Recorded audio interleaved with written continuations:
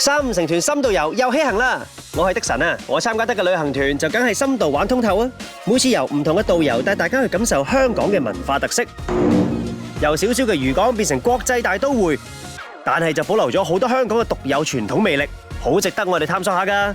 今次我哋2位團友分別係 E 型人嘅阿蘇同埋 I 型人嘅肥腸，夠鐘出發 ，Let's go！ 喂，阿蘇肥腸，今日帶你哋去西貢漁村做漁民。漁民？咁我哋係咪要捉魚咧？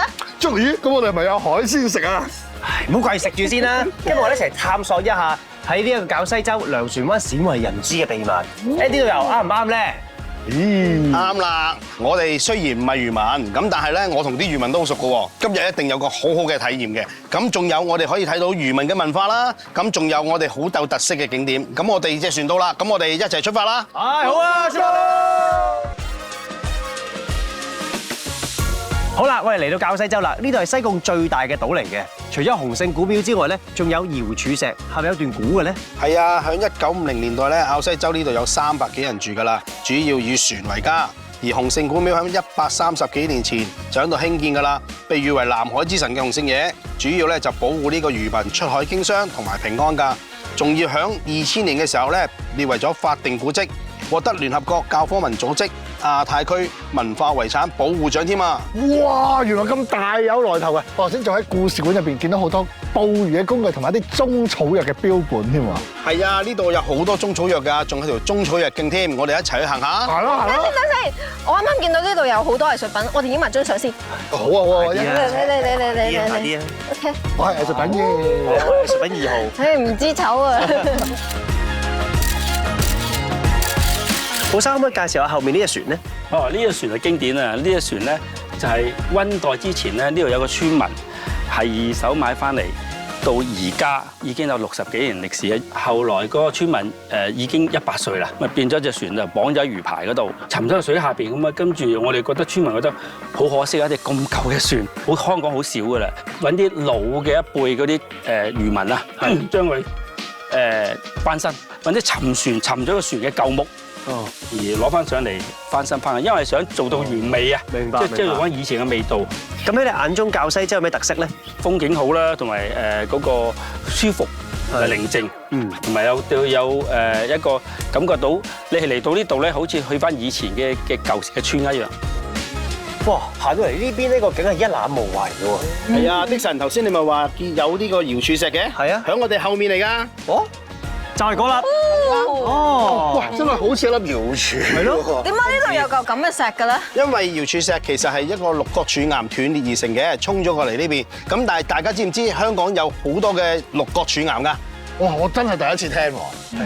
我知啊，同埋係火山爆發而成嘅，係咪？係啦，其實係因為1億4千萬年前響西貢咧就有一次好大嘅火山爆發。我哋一陣間佢嘅糧船灣咧仲係火山嘅中心地帶添。火山熔岩慢慢冷卻嘅時候咧就形成咗六角柱岩啦。咁係我哋香港一個好有特色嘅地質面貌。最靚嘅六角柱岩咧就喺萬宜水庫對出嘅白立灣至花山一帶添。哦，咦，我另外聽講有個唔知關於吊鐘嘅咧，係咩嚟㗎？係啦，呢度有個吊鐘洲嘅，喺我哋隔離嘅咋。不過裡面仲有個吊鐘洞㗎。呢個吊鐘洞咧其實就係天然嘅海蝕洞而成嘅，咁啊好靚㗎。咁我哋而家帶你去睇啊！好，好喎。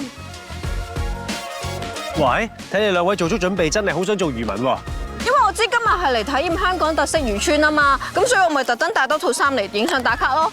等先，係咪真係要落水㗎？我唔係，漁民未必一定要落水嘅，不過辛苦就一定㗎啦。辛苦唔驚，我有漁夫之母啊，交流吧。同埋咧，我見呢度都有好多魚排喎。係啊，以前香港咧主要就用漁業為家啦，咁但係後期因為冇人網魚㗎啦，咁所以我哋而家咧多數都係用魚排養魚，譬如我哋食嘅紅油啊、倉魚啊、蟹啊。仲有啲扇貝都係喺度養㗎，正啊！其實平時喺香港咧都係喺個石屎森林啊、繁囂入邊啊嘛，嚟到呢度好似可以望下山、望下海咁樣，好舒服、好超。啱啱經過吊鐘洲嗰度，我就見到好大浪啦，咁然之後啲浪又係咁打落去啲石頭度，但係又好爽喎。然之後咧又見到啲風景好靚，好開心。哇！兩位了解完漁民嘅文化，係咪真係肚餓先？我都 lift 曬，成個 lift 咗啦。放心，我而家帶你哋去食啲又平又靚嘅海鮮。唉，正啊！兩位團友食飽飽啦嘛？飽飽地。係時候了解歷史文化啦。咁啊嚟一個文化深度遊。好啊，的神。糧船灣較早嘅歷史咧，可以追溯到400多年前嘅明代㗎。龍船灣龍船澳，據說呢度嘅居民咧係用一種又長又瘦嘅交通工具，好似龍舟咁樣，因而得名嘅。另外，糧船灣亦都係西貢最高嘅一個島嶼嚟㗎。哦，咁唔怪得之英文又叫做 High Island 啦。係啊，我哋後面呢度就係糧船灣天后廟啦。哦，我知啊，肯定係呢度啲居民啊，成日要出海，所以咧就祈求天后娘娘保佑風調雨順。可能仲有其他用途咧。阿蘇呢次就醒目。糧船灣嘅漁民代表鄭景文曾經講過，以前又冇收音機，漁民又冇手錶。廟祝定時敲鐘報時，俾附近嘅停泊咗嘅漁船啊，同埋漁民知道時間㗎。你見到我哋門前邊咧有8個公仔嘅，嗰個就係八仙嚟嘅。咁我哋望到屋頂上面咧有條魚，但係龍頭嚟嘅喎。呢一條咧就係鰲魚啦。我哋成日講獨佔鰲頭個鰲就係呢一隻鰲啦。咁另外會望到我哋兩邊有2隻獅子嘅，呢隻叫大眼獅，就係我哋過年冇嗰隻獅子啦。哦，呢個天后廟都好大喎，咁我想知係幾時起㗎？冇特定嘅記載嘅，根據啲學者研究過咧，大約係400幾年嘅歷史㗎啦。而我哋喺裡面嘅古鐘嗰度咧，就揾到乾隆6年，大約係而家嘅1741年度啦。哎呀，兩位團友今日開唔開心咧？梗係開心啦！今日咧見到咁多文化藝術啦，又知多咗滘西洲同埋糧船灣嘅歷史知識喎，好似同以前嘅香港小漁港 connect 咗咁啊！做漁民真係好快樂㗎，即係食海鮮都好開心啊！啱晒，冇錯啦！我哋下次嚟到西貢咧，唔好淨係游水同埋食海鮮，睇下香港嘅深度遊，仲有我哋歷史文化同我哋香港嘅旅遊息息相關㗎。多謝晒你 Andy 帶我哋睇咁多好嘅地方。咁啊，隊長阿蘇，今次真係食啦！我頭先都真係食喎。